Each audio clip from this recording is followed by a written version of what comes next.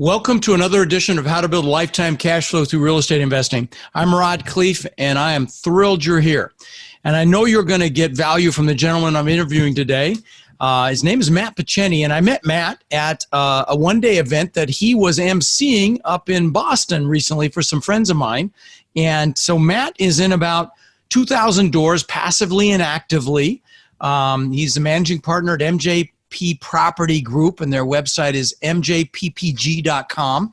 And, Matt's got a very interesting background in that he's done project management, he's done advertising, he's actually in theater as well. So it's fascinating. So let's get into it. Matt, welcome to the show, brother.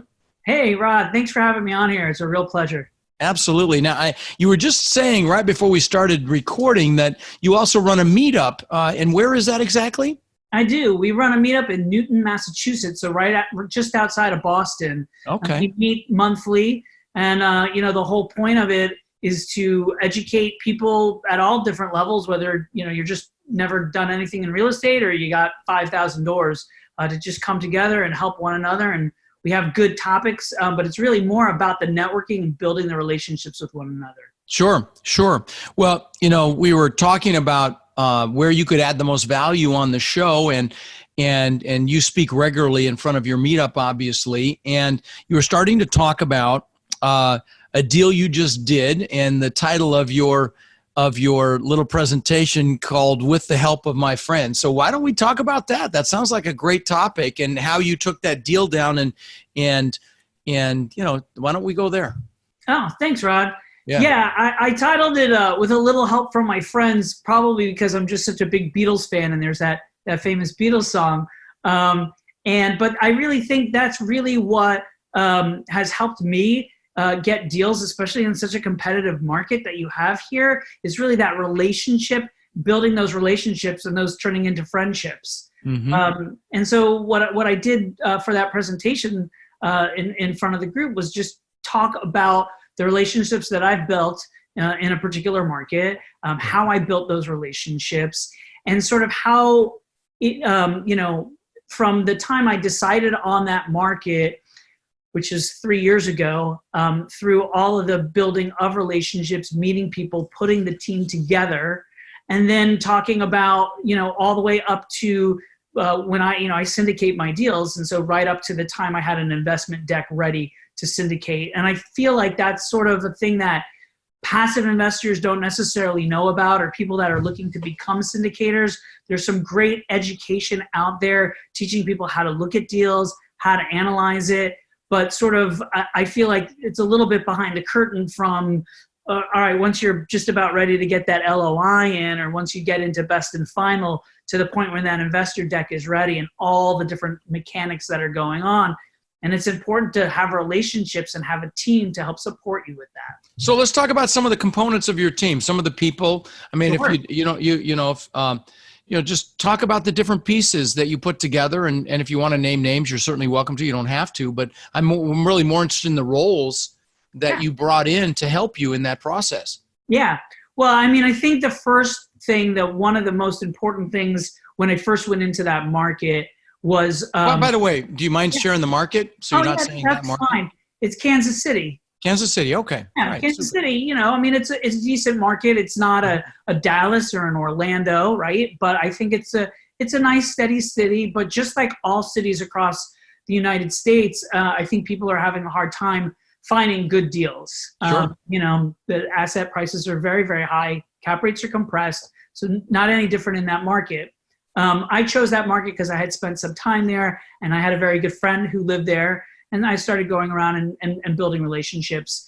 Perfect. Perfect. Can I stop you for 1 second? Let me stop you for 1 second. Just because you said something that I want to flag for my listeners, and that is, you said, because I had a friend that lived there. And guys, that's huge. I tell people when I'm doing my live events, if you can select one of the following 4 markets as your target market, you're that much further ahead. The first one being obviously your backyard within, let's say, a 2-hour drive. Second one being a place you grew up or you went to school that you know well. But third is a place where you have boots on the ground like you did. And so I just wanted to flag that because that's such a huge piece, because that person is going to know what's going on there. They've got their ear to the ground. They know what businesses are going in and out. They know where the paths of progress are. They know where the areas are. You don't want to collect rent at night, and they can help you, in your analysis and your due diligence and everything else. So, and then the fourth place, just so I finish that conversation, is somewhere you'd enjoy visiting or might even want to retire is a great option as well.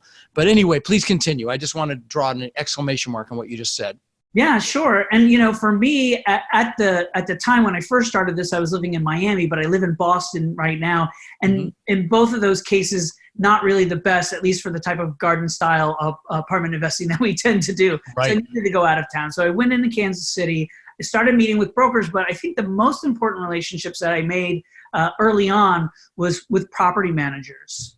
I think that the relationship that I have with the property management company that I work with right now is the most key relationship that I have there, because they know all the vendors. I mean, I ended up getting introduced to my local attorney from my property manager.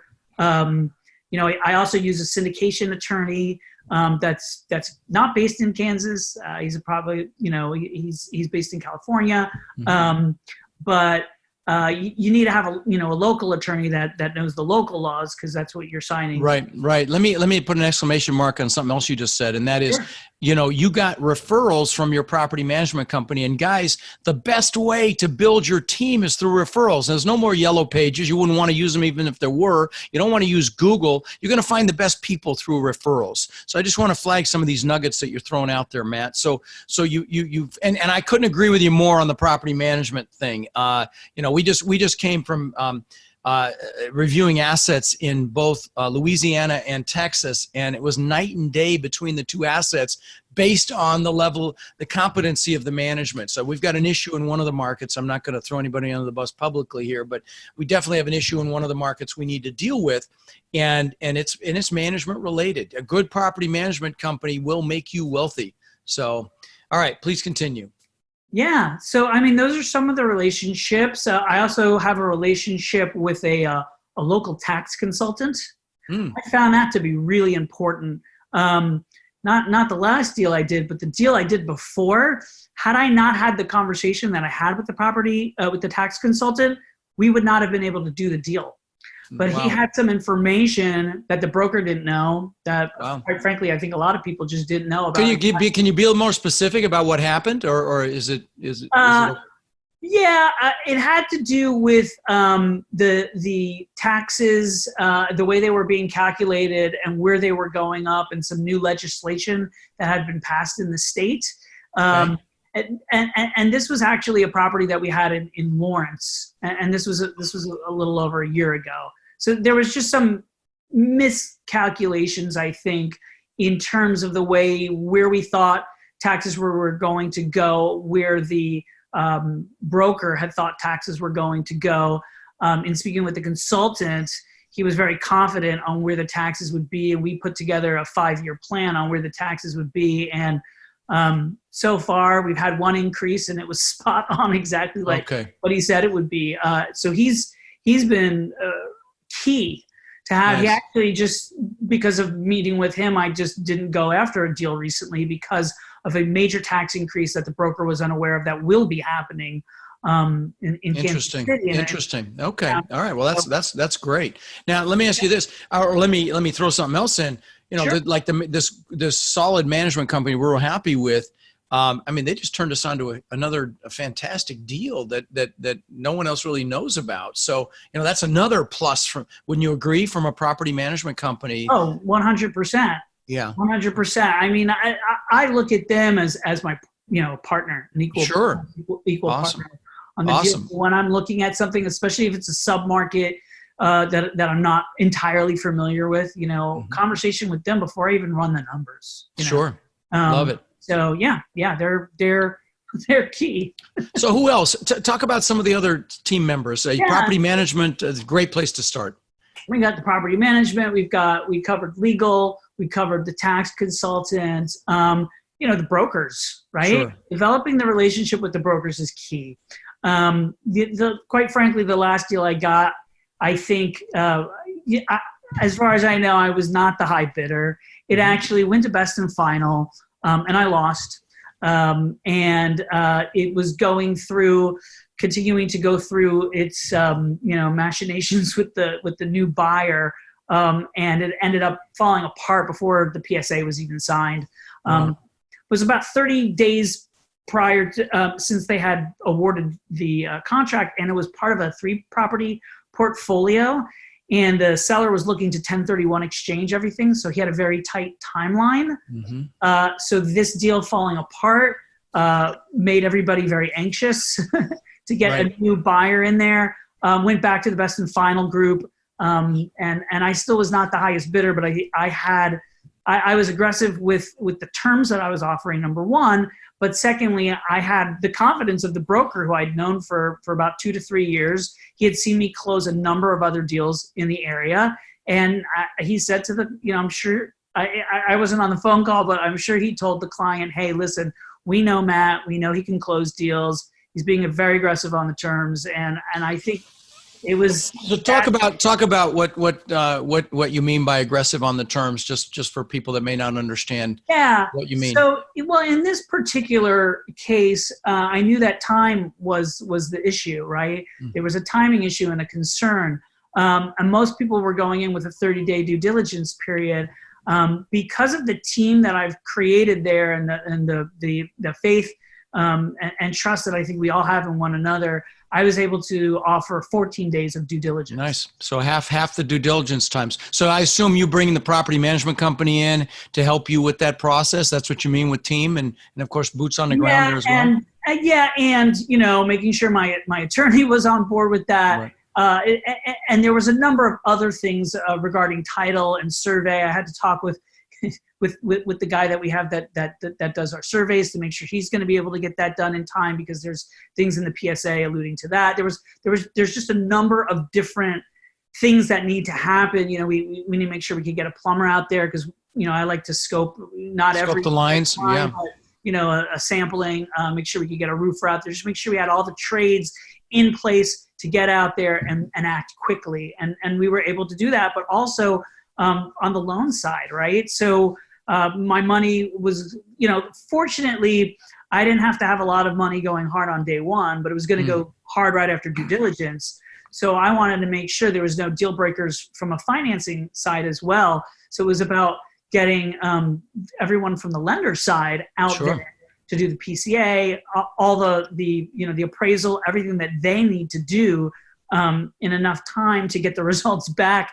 to make sure we're still looking okay to go ahead and get the loan. Yeah, guys, you want to involve your lender and your property management company just as soon as you're even, thinking about a deal. And so, no, that's awesome. And, I'm sure that your project management experience really comes into play with all these little details that you encounter, especially when you're fast tracking a deal like that. So, I mean, my career before real estate was, you're right, project management in New York City. I worked at these advertising agencies, and I would work on large scale projects for clients like Verizon and Coca-Cola. And we would have like 100 people on the deal. So, my job as a project manager was to make sure things were getting done on time, on budget, and at the highest quality possible. And I think those skills are really important for anybody who wants to syndicate deals, to make sure that you're good at keeping things on track.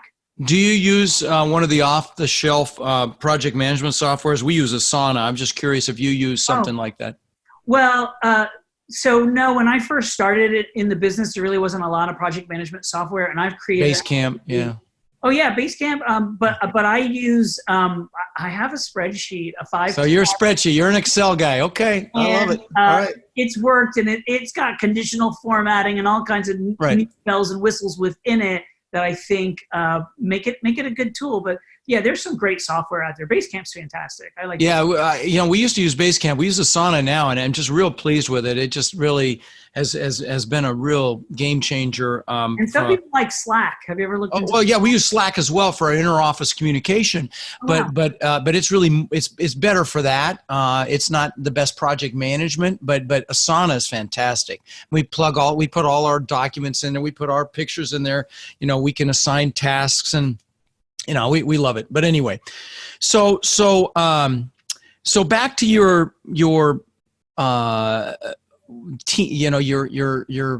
presentation regarding The Help of My Friends. Yeah. Just saw a great movie about that. But anyway, what any other pieces that we haven't covered? I feel like we might be in the finish line here, but. Yeah, I mean, we touched on it very briefly just now. I didn't mention it earlier, but the loan, right? The loan, yeah. Okay, good. Mortgage guy, right? I've got a mortgage broker here in Boston who's fantastic, and right. yeah, we bring him in right away, and he's really. How did you find him? Just curious. He cold called me. He cold called you. Okay, awesome. Called me. And I ignored him for about, a couple of months there. And then finally I was like, oh my God, this guy is so annoying. Fine, I'll meet with you. And he's a great guy. And best thing I ever did was to meet him. He's fantastic. Love it. And you just said something else that's really important as well is guys, you got to meet these people. You can't just have a phone relationship with them. Everything changes. You tell me if you agree with me or not, Matt, that everything changes when you actually break bread with them, you meet with them, they see that you're real, they see that your passion, they see your enthusiasm. I really believe you can start the relationships over the phone if you're buying in a market that's not your backyard, but you have to go meet them. Do you agree? I agree 100%. And I found that, when it came to Kansas, I was getting very little just from a few phone calls in terms of deal flow. But then when I got out there and was meeting people face to face, like you're saying, right. shaking hands, breaking bread, right. That's when you could really start to develop that relationship. Right. Yeah. So tell me how if there's any strategy that you utilize to really set yourself apart as it relates to the people that are the belle of the ball, like brokers right now. Is there anything unique that you do or obviously it's building friendships, but is anything else you do? I'm just curious. I think the one thing that's kind of unique about me that is kind of like the record scratch when I'm talking about real estate and in an environment, and I say this and like, the music stops and everyone turns and looks at me is because of my involvement, which you mentioned earlier in theater.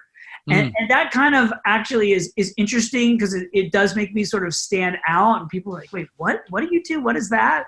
And so that's something that's a differentiator. And I think it's important to have a differentiator. I just invested passively in a deal.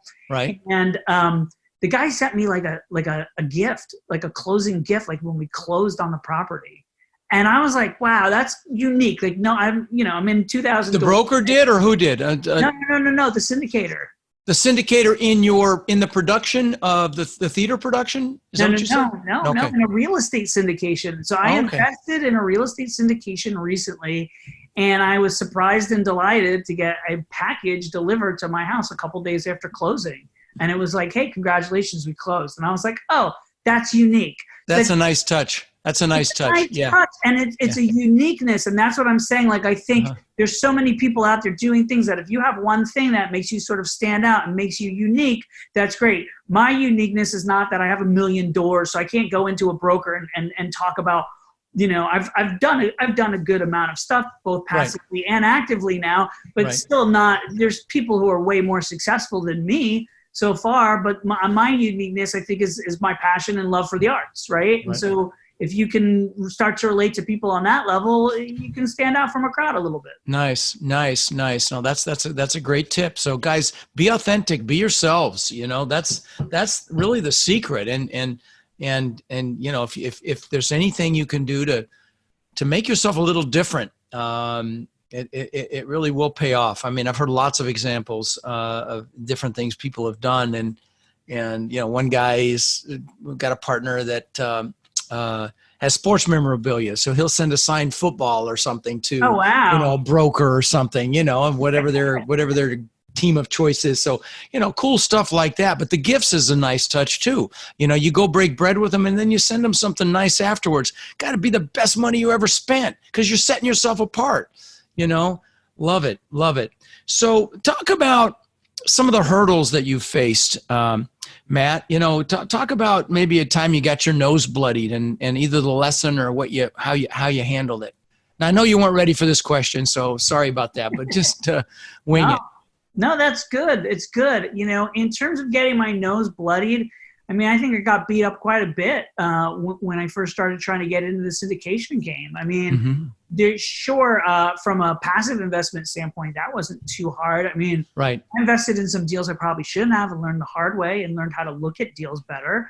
But when it comes to syndication and wanting to get involved on a sponsor level and trying to look at deals and find deals and just even trying to initially get my foot in the door, get the deal flow, and then be able to compete, it's been tough. I did one of these, mentor programs and worked my butt off. And, it took me almost 2 years to get my first deal. Sure. It got a lot easier after that, but that first thing, and it wasn't that I wasn't committed or working very hard on it, because I was, but sometimes it takes a while to get there and to sort of, in this competitive environment, make yourself stand out. We're in the hottest market we've been in a decade, and I'm really glad you said that. That's another nugget that I want people to get. And that is that law of the first deal. That first one's always the hardest, takes the longest. It's the most stressful.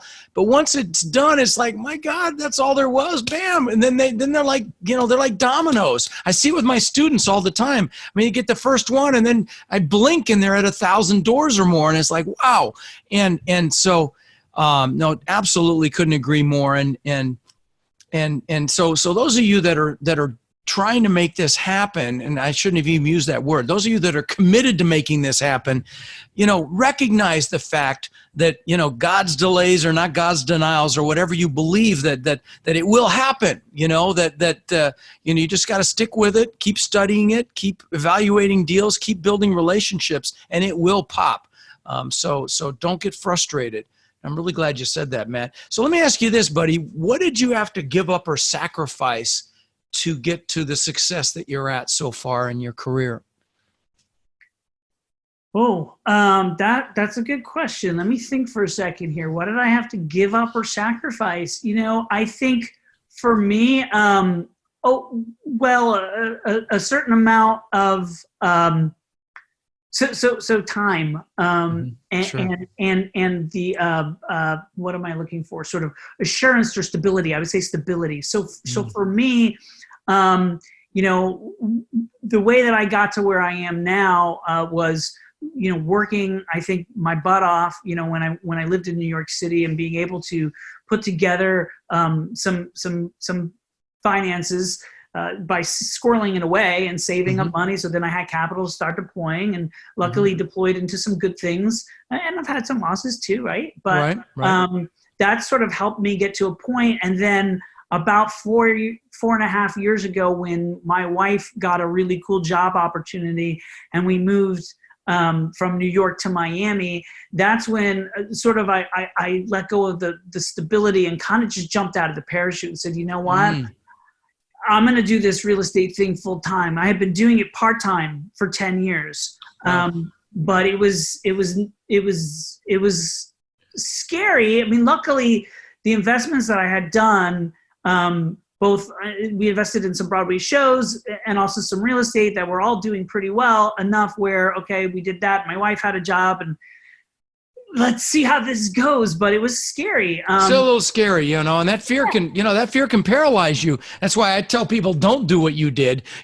Make sure you've got your income replaced before you do. But we were at a point where it was okay. Close. Yeah. We were at the point, but it was like, all right, well, let's see how this goes. It wasn't like, okay, well, we're not going to be able to, Right. So you had food on the table. It wasn't like you were going to have a problem there. Well, yeah. We had a 1-year-old child at the time. Oh, so wow. we weren't going to put ourselves in a place where we weren't going to be able to pay rent. Right. But we were, had I not been able to do the real estate stuff, we'd be eating peanut butter and jelly sandwiches every meal, So been there. Yeah. Okay. All right. we were able to do it, and I was able to start doing all right pretty quickly. Were there any defining moments or epiphanies in this journey of yours that come to mind? Every day is an epiphany. Honestly, I learn so much every day talking with different people, really experienced people like yourselves, or people who've just never done anything before, who want to chat. I love talking about real estate, and I'm always learning things. I'm trying to think if there's one particular thing, and I don't know that there is. It Okay. really has been the past 4.5 years has been a tremendous learning experience for me. What do you think has been the most courageous thing you've done? I mean, when did you really have to suck it up and say, okay, I'm pulling the trigger on this or something? First time I ever signed on a loan for millions of dollars. Yeah, that's something, isn't it? Yeah. I mean, it's non-recourse. Right. Still. Yeah, well, you see all those zeros, you're like, oh, good God. Yeah. Well, and the other thing that a lot of people don't tell you is, unless you've got a really good attorney, which I have right now, those loan documents that you get, a lot of times you're just getting signature pages.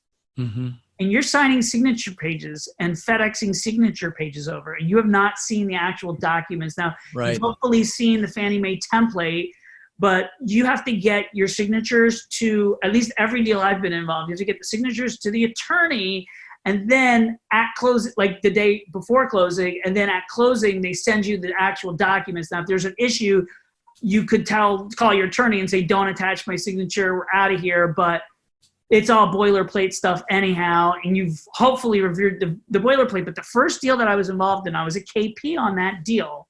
Mm-hmm. I did not get to see the boilerplate ahead of time. And I'm really freaking out when I did it, but I knew that I could call up and cancel. I mean, I'd be hosing the whole deal, but I knew that I could do that once I got the documents. And luckily I had an attorney friend that sent me the documents so I could review them. Okay. And I was comfortable with it, but it's scary. It's really scary.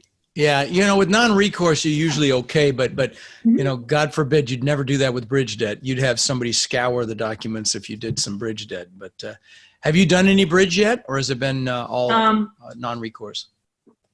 I haven't done bridge, but actually here's another thing, and this might be an epiphany or something that might be good for your listeners. If they're not doing like a large Fannie debt, maybe they're doing mm-hmm. bridge debt. I recently bought a smaller property, mm-hmm. a 6-unit actually, mm-hmm. Because of a 1031 that I had. It's kind of a long story, but I went, at that size, you're not getting agency debt, and I went with a small local lender, and I looked at their document, their loan documents, and there was a number of things that I thought were unbelievably onerous, unbelievably.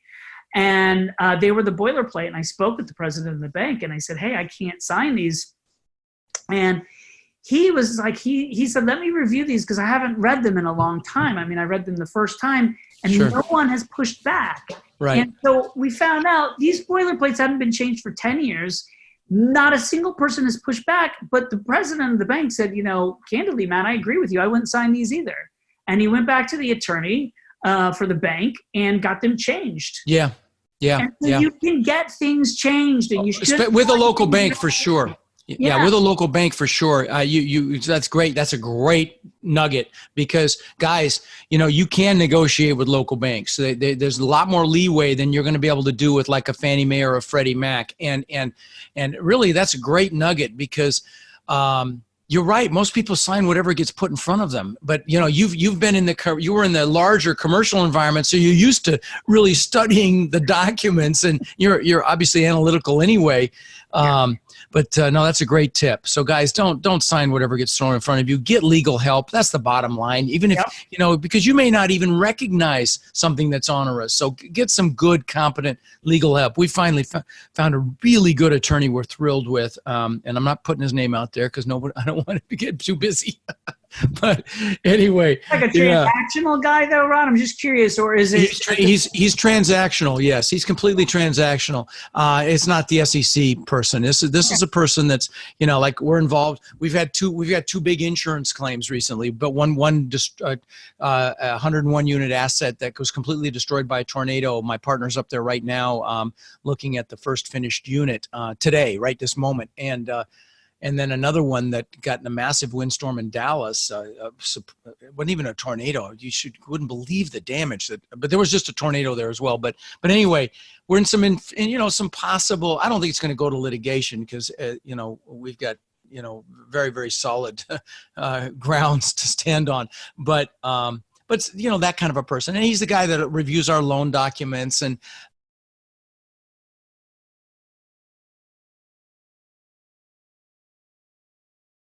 yes. Oh, wow. That's cool. That's awesome. Yeah. So very, very, very grateful to have him. And now, obviously, if a case gets started, you have to get local counsel, but he can certainly advise on the transaction as long as, it doesn't go to litigation. Then you'd have to get local counsel that he would consult with in that regard. Got it. All right. So, well, listen, this has been a lot of fun. You've added a lot of value. Let me ask the question that I like to ask, and you might have been asked it before, but sometimes I get unique answers. If you could go back and tell your 20-year-old self something with what you know now, is there anything you'd do differently?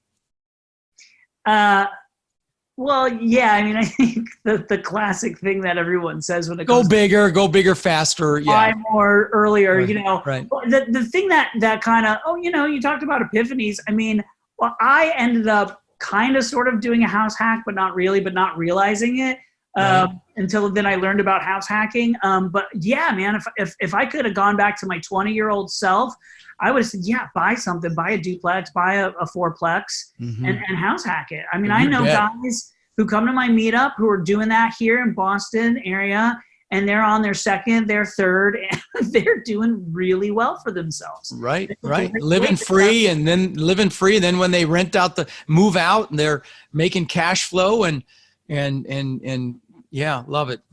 Yeah. Well, listen, Matt, I really appreciate you being on the show, brother. It's been a real treat. Great to see your face again. And guys, his website is mjppg.com. And thanks for coming on, my friend. Rod, thanks for having me. It's been a real pleasure. All right. Likewise. Take care.